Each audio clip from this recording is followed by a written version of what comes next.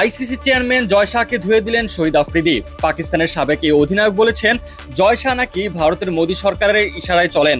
পাকিস্তানের এক গণমাধ্যমে দেওয়া সাক্ষাৎকারে আফ্রিদি মন্তব্য করেন, মোদী সরকার যা বলে সেটা কোনো যাচাই বাছাই ছাড়াই মেনে নেন জয় শাহ। ভারতের প্রধানমন্ত্রীকে খুশি করাই যেন তার দায়িত্ব হয়ে দাঁড়িয়েছে।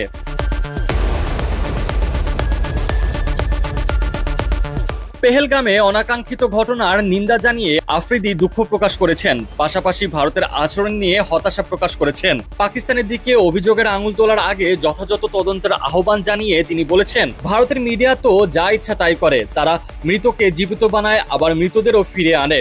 বলিউডেরও একটা বড় ভূমিকা আছে এসব নাটক সাজাতে।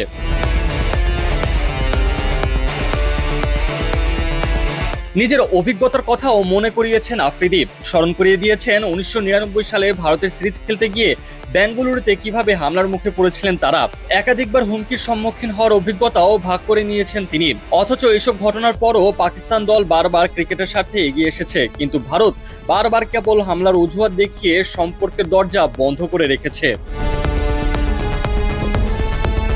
এই অবস্থায় পাকিস্তান ক্রিকেটের করণীয় স্পষ্ট করে দিয়েছেন আফ্রিদি। তার মতে, পিসিবির এখন দরকার আইসিসি এবং অন্যান্য বোর্ডগুলোর সঙ্গে সম্পর্ক মজবুত করা, লবিং বাড়ানো। তার ভাষায়, আমাদের এখন সবার সঙ্গে সম্পর্ক দৃঢ় করে নিজেদের অবস্থান শক্তিশালী করতে হবে।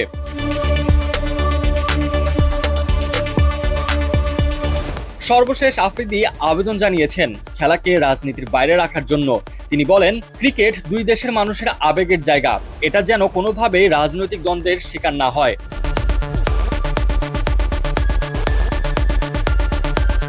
তবে পরিস্থিতি ইতিমধ্যে জটিল হয়ে উঠেছে। বিসিসিআই স্পষ্ট জানিয়ে দিয়েছে, তারা পাকিস্তানের সঙ্গে কোনো দ্বিপাক্ষিক সিরিজ খেলবে না। এমনকি আইসিসি ও এসিসি টুর্নামেন্টেও যদি সম্ভব হয়, পাকিস্তানকে এড়িয়ে চলার পথ খুঁজবে তারা। মাঠের বাইরে ক্রমেই যেন সম্পর্কের দেয়াল উঁচু হচ্ছে। এমন সিদ্ধান্তের ফলে ক্রিকেটের দিক থেকে ক্ষতির মুখে পড়বে পাকিস্তান। এমনিতেই দ্বিপাক্ষিক সিরিজগুলো না হওয়ার কারণে পাকিস্তান ভালো পরিমাণে অর্থ উপার্জন থেকে বঞ্চিত হচ্ছে। এবার যদি আইসিসির ইভেন্টেও পাকিস্তানকে উপেক্ষা করে ভারত খেলে, তাহলে সেখানেও বড় ধরনের ক্ষতির মুখে পড়বে দেশটির ক্রিকেট বোর্ড।